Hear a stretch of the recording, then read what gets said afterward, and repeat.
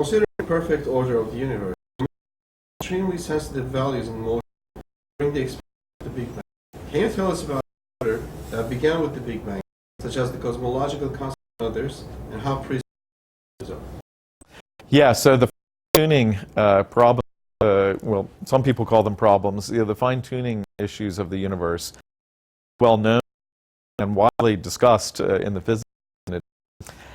And one of the things that's very compelling to me is from a philosopher, Collins, who is also from Pennsylvania. And at a meeting a couple of years ago, he gave a nice talk. The fine-tuning is not just that there are a lot of improbable numbers that have to be exactly so live, because in versions people will say, well, it's not really a problem at all, because if you just have a lot of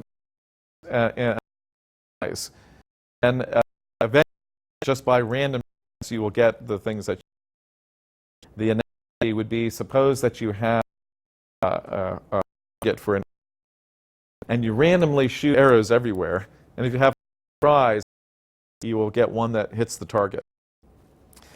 And so then to this, and you say, well, now we find there's not just one fine-tuning, but there's multiple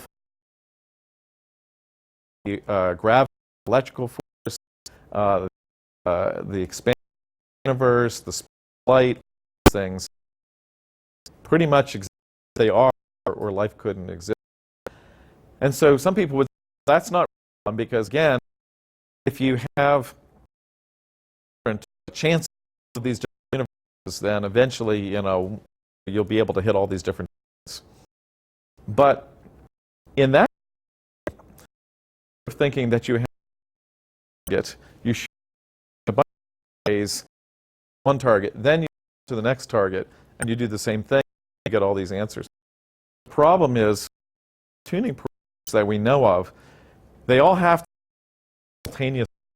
You can't just have one and the other ones not. You have to have all true time. Don't allow you, if you change one, you oftentimes will change some of the other parameters as well. So the analogy that Robin Collins was discussing was that you have a whole bunch of hoops of circles, 100 of them, and you have to shoot an arrow and satisfy 100 of these hoops by shooting an arrow through different places, no arrow that will ever go through all 100, because if you shoot this, you miss that one. The only way is to have 100 hoops lined up in a straight line. You satisfy all of the constraints simultaneously.